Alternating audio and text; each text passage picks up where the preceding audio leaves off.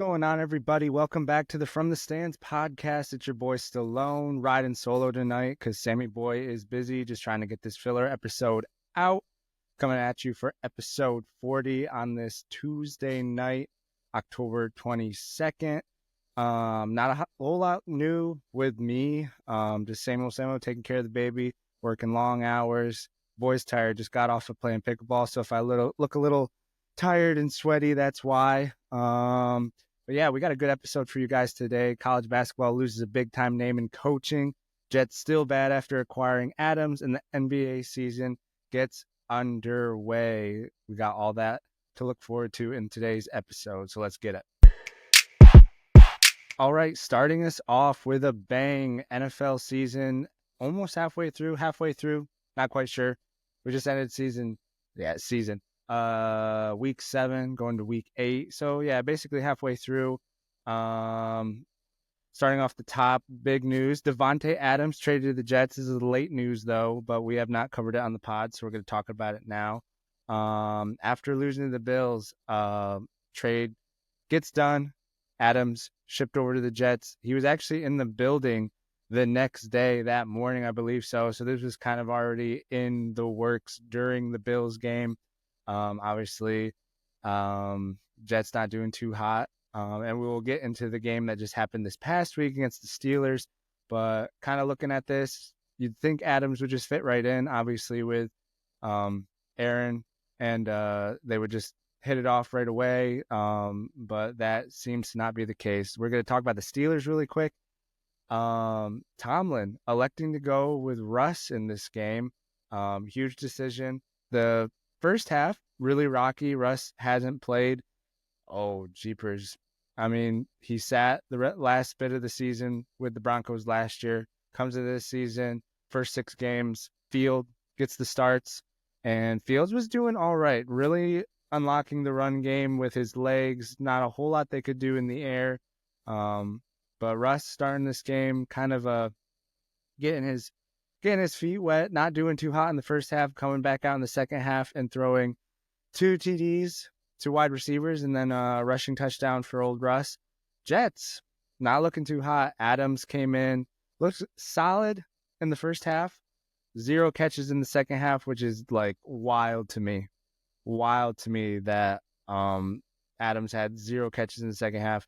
And Aaron Rodgers throwing a couple more interceptions. He has 6 interceptions in the last 3 games, I believe. Yeah, last 3 games, 6 interceptions, which is unheard of. Rodgers is definitely known for taking care of the football, but Jets kind of blowing everything up and paying the price. Really no culture or cohesion going on there. It's just a dumpster fire, if you ask me. Let me know what you guys think in the comments down below or comments on Spotify. Like, can the Jets turn it around? They obviously have a cupcake schedule coming up. They play New England again, Miami.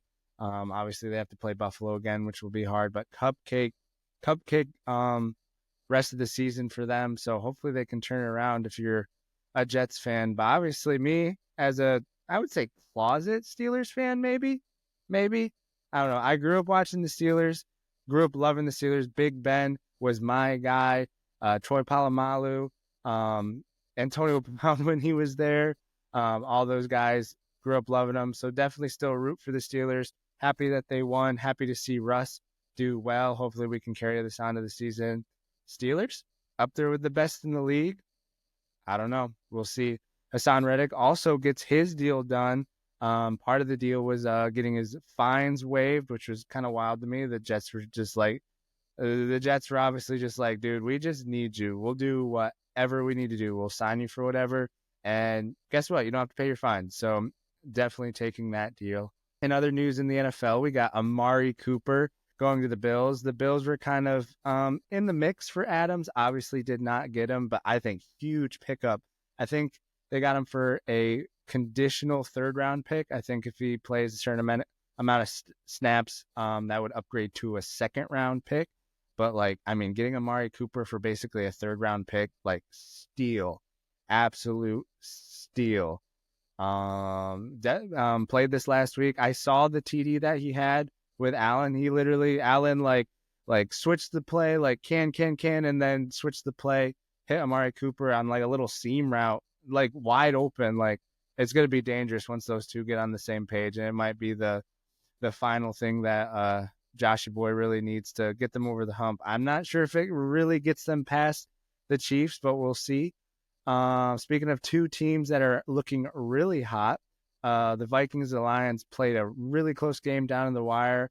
Lions had the last possession, kick a field goal to win the game to hand the Vikings their first loss of the season. But I mean, Vikings and Lions, two teams that are really, honestly, Super Bowl contenders, definitely buying for that NFC. Sorry guys, NFC Championship game. So yeah, two teams to really look for, and I just love seeing Goff and Darnold out there balling out. Super good to see, especially Darnold getting kind of this resurgence, this second chance, at the league, and really having a coach that believes in him. It will be interesting next season when JJ McCarthy comes back, and I think Darnold's kind of just really solidified himself as QB1 for the time being.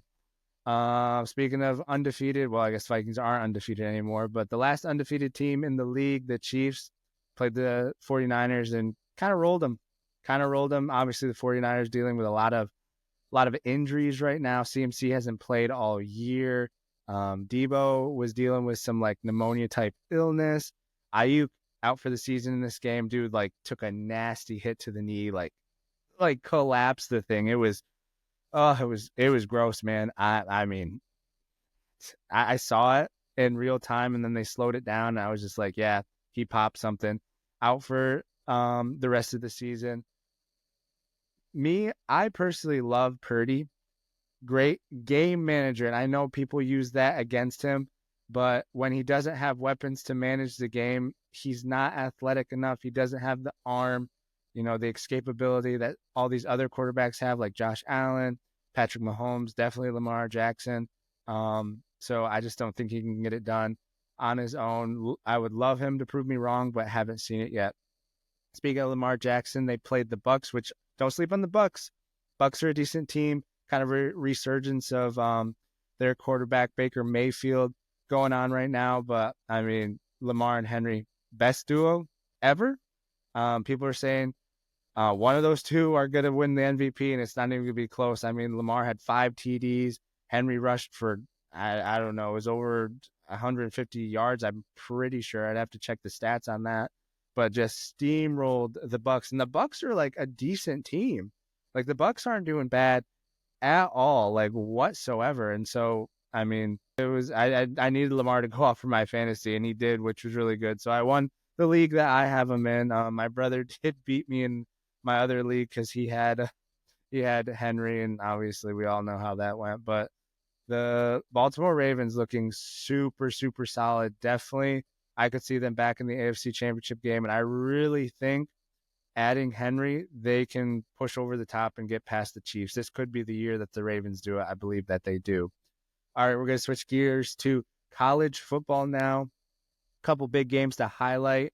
A couple big games, and then a smaller game, but ended up being a better game than was advertised.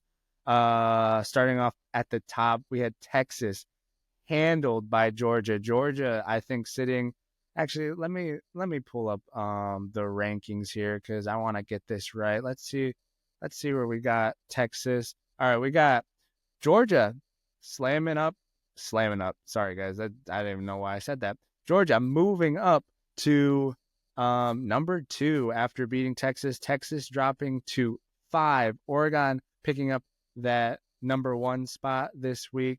So obviously Oregon is doing Oregon, tomato. Sorry guys if you're getting mad at how I'm saying that. Really don't know how to say it. I say Oregon. Maybe that's my New York accent or something. Or maybe I don't know. I don't know what I'm saying. I'm just rambling now. But Texas surprisingly handled by Georgia. I mean, welcome to the SEC, Texas. Just absolutely manhandled. Georgia playing super well. Texas was kind of like flailing. They started with Quinn Ewers and then switched to Arch Manning and then switched back to Ewers and kind of found a little something, but a little a little too late. Georgia handing Texas, big time L on the SEC stage. Um, Moving on, Miami tested by Louisville. This game I feel like was a little closer than people expected. Louisville, tough team, played really hard, had a huge takeaway in the second half that really kept it close, but Miami pulling it out in the end. Obviously, their quarterback in the Heisman hunt, playing very well this season.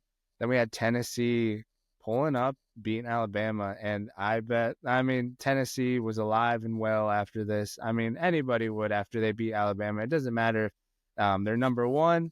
It doesn't matter if they have Nick Saban. It doesn't matter if they switch coaches, have nobody beating Alabama. It's like when you beat New England. It's like, yeah, they could be down, but dude, it feels good to beat New England. So Tennessee definitely feeling good after beating Alabama. And I'm pretty sure historically speaking, I think since like 2010, I believe. This is the lowest ranking for Alabama, sitting at 15 this week. So definitely not where we're used to seeing Alabama, but they're still right there in the hunt. The landscape's different this year, guys. Landscape's different with that 12-team playoff. Like, you just got to be in the hunt at the end of the season, and if Alabama can hang around that 15, and sneak in at that 12, I mean, dangerous team. You don't want to see them in the playoffs ever.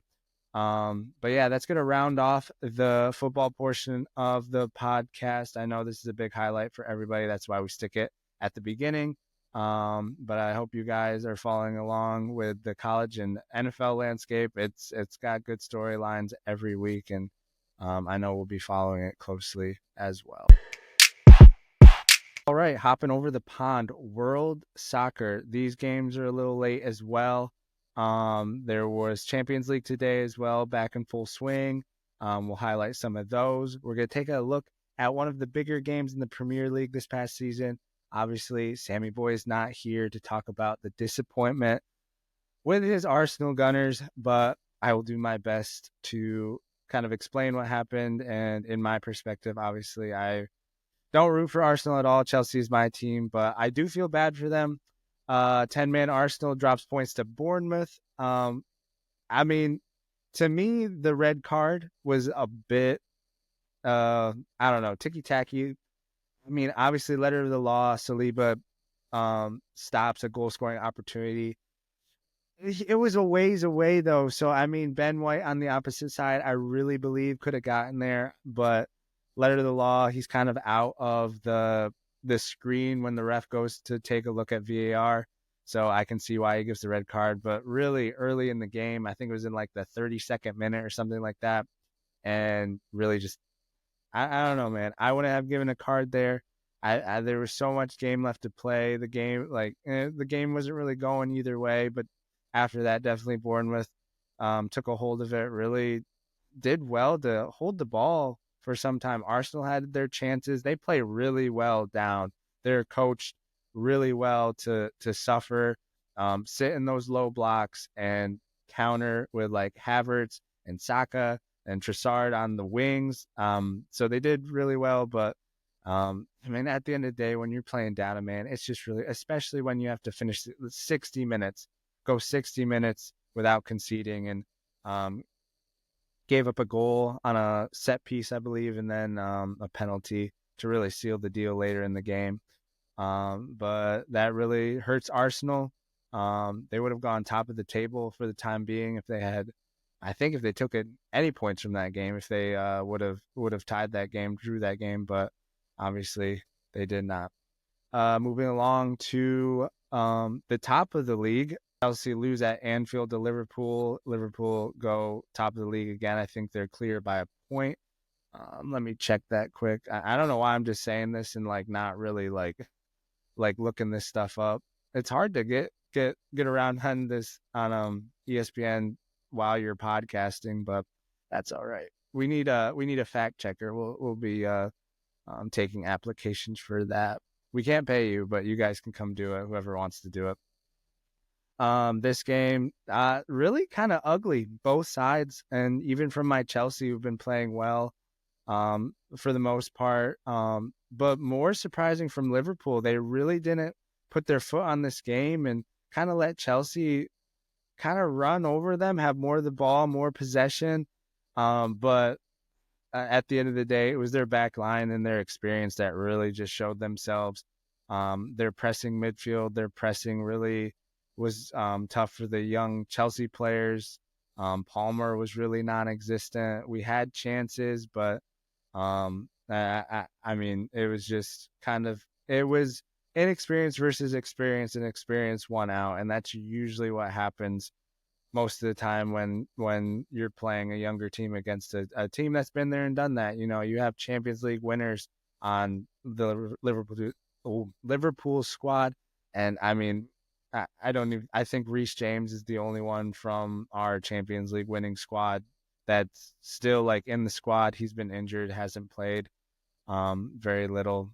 But yeah, it was just a match against experience and non-experience, and the experience won out. And obviously, we played them tight-ish, and that's all you really want from Chelsea, who are sitting fourth in the league, which is impressive. I mean, 2 years ago, we were ready to blow the whole thing up. Thankfully, we got a coach, Leicester City's coach, who was formerly from Manchester City, who was an assistant under Pep, so kind of like Arteta, doing really well. Love his tactics, love how he's using Palmer.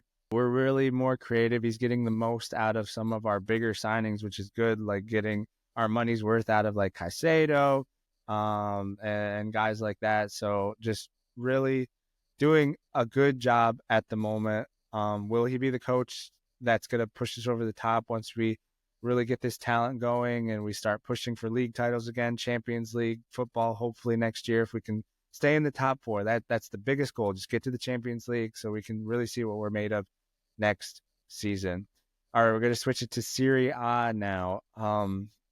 You know this podcast because of me mainly. I know Sam does like the U.S. men's national team, but he's a little more critical than I am. I like to have a little bit more optimism, but I get it. I get it. I mean, we hype them up so much and they disappoint over and over again. But someone not disappointing, Pulisic. He actually, this past weekend, and we'll get into the game today as well, but this past weekend, he had a game-winning assist to Chukwueze against, I'm going to get this really wrong. I don't have Sam to help me out here, but Udinese, I think Udinese, something like that. But game-winning assist, and that marks 7 consecutive games with a goal involvement. First in Europe's top 5 leagues this season. Does he scrape world class with that? I personally, I got to see a little more consistency. Like if this lasts a whole season, we'll have some serious talks of Poli being world class. I mean, like absolutely, dude's on fire right now. Best form of his life, and just balling out entirely, and kind of going off of that, scoring an Olympico against club. I say Bruges, but some say Braga or whatever. But in the Champions League of the day, definitely didn't mean it. But it's just showing that like he's playing with this confidence that good things happen because he's playing so confidently. He's not playing safe. He's being dangerous. He's putting the ball in good areas. Today he crossed the ball. I think they were going for like a Murata flick, header across the face of goal. Murata missed it. The 2 defenders missed it, threw the goalie off, and I mean, curled it right in. I mean, and that's 8 games in a row for Pulisic. So just continuing that good form. Leao's not playing well. Really the best player in Serie A and definitely on AC Milan. While his counterpart, his U.S. men's national team counterpart, Yunus Musa can't even touch the field, can't even sniff it. Did play against Udinese, played really well, and also played to get today, and they got a much-needed win in the Champions League because they were sitting like, I mean, it's like 4th from the bottom in the new format for the Champions League. So definitely cool to see Pulisic balling out for sure. Little side note with Pulisic, I like watching YouTube golf, and one of my favorites, a lot of people's favorites, is Bob Does Sports, and they had Pulisic on, and he was just talking about how this move to Italy really kind of jump started his season, his form. Really having both coaches that he's been under at AC Milan really trusting him. Obviously, the former coach bringing him in, really wanting him, playing him a lot, and just um, instilling that confidence that Pulisic needs to play well, which he did not get at Chelsea. So just to highlight a couple of the Champions League games, we had, again, AC Milan, big win against Club Brugge, Bruges, whatever. Another huge game, Real Madrid. I watched the tail end of this game, Real Madrid versus Borussia Dortmund. It was 2-2 with like 15 minutes left, and then Real Madrid does Real Madrid things and poured it on. And then the game 5-2, just wild scenes at the Bernabeu, and just crazy, dude. I mean, Real Madrid's just one of those teams, like the aura around them is just champions. They just find a way to always get it done on the biggest stage. And they really needed it too. I think they had 0 points in their last 2 games. And so huge win against Borussia Dortmund, who was actually ranked. I mean, everyone was tied at the top, but they were number 1 in the table so far. Lastly, to round it out, we have 2 big games tomorrow that we'll highlight. We got Barcelona versus Bayern tomorrow, which is big clashes. And I heard on a podcast today that whoever usually wins, the last time these teams played in the past, whoever beats the other ones in the Champions League usually was winning a treble that year. So I don't know if that's the case this year, but both teams certainly flying domestically and in the Champions League. That will be a very good game to watch. The other big game tomorrow, Liverpool versus RB Leipzig. Little more lopsided, but still a good game. Leipzig's that team that they're frisky. They have 0 points out of their last 2 games, so definitely rearing to get some points on the board against Liverpool. And Liverpool hasn't missed a beat since Klopp left, bringing their new manager and really just doing really well. He's brought some new things to the club that I think are working really well, and he was definitely handed a very good situation, but he's making the most of it, and I mean, props to him for sure. But we'll be checking out those games tomorrow and some other big games in the Premier League and Serie A and around Europe this coming weekend. All right, we got basketball in full swing tonight, starting out tonight. I think the 2 games to open the season are the Knicks versus the Celtics. Good game. I do have those scores pulled up. Third quarter, 3 minutes left.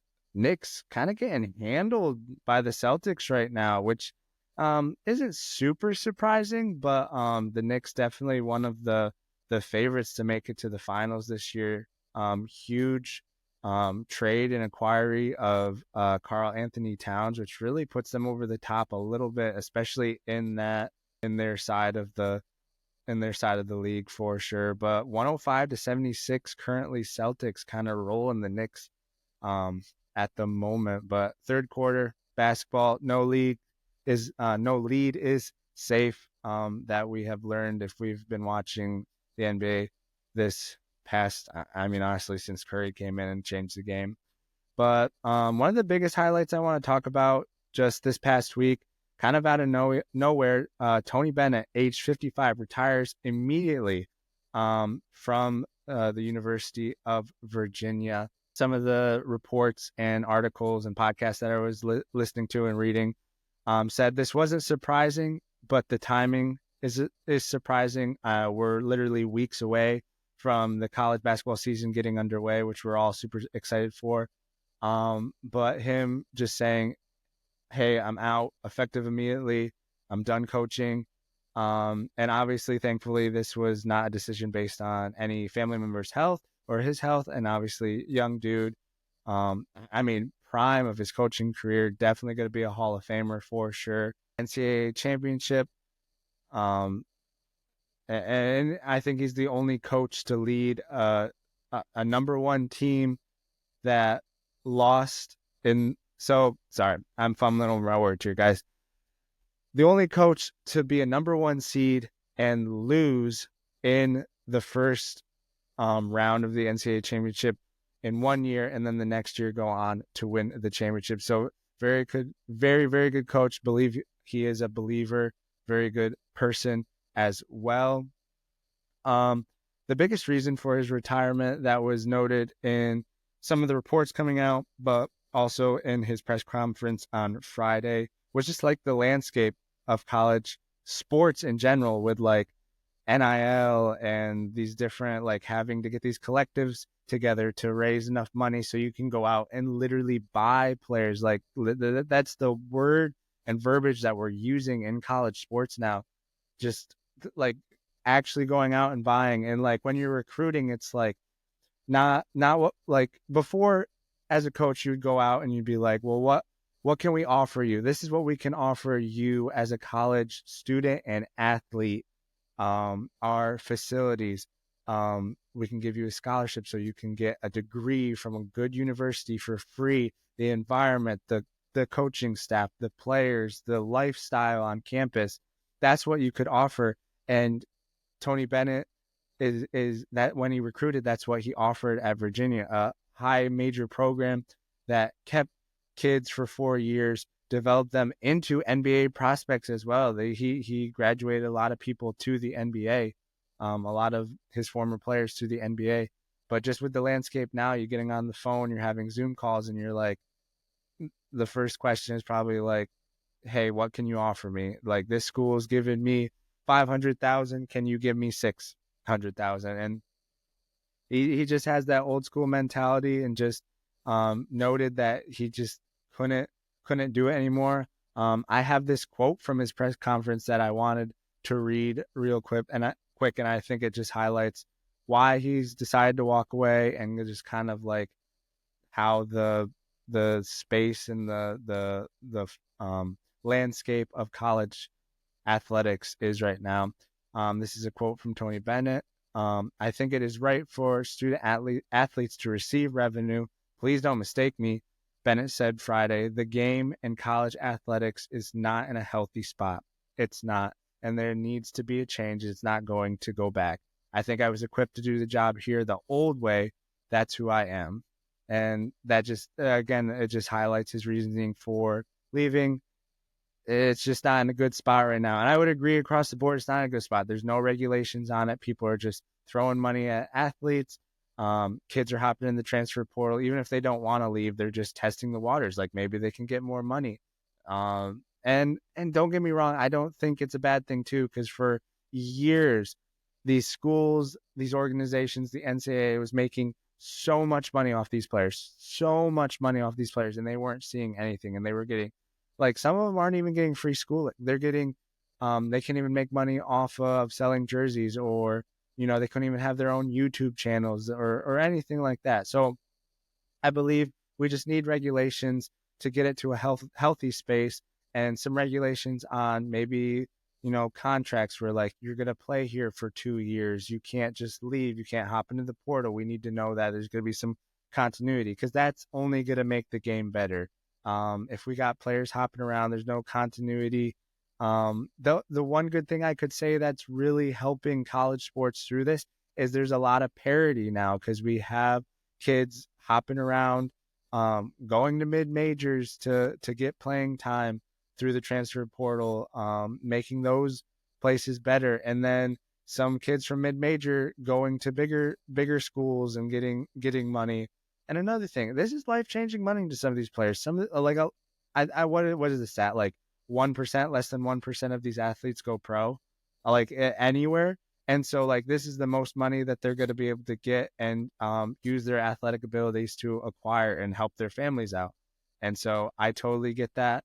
It makes sense from that standpoint. We just need regulations before we start losing too many of these coaches that, 55, we had coaches like Boeheim and Coach K coaching into their late 70s, mid 70s. And it's just like, we're losing Tony Bennett, a great coach, great guy, great for college basketball at 55. So kind of heartbreaking. I really liked Virginia a lot, especially because of Tony Bennett.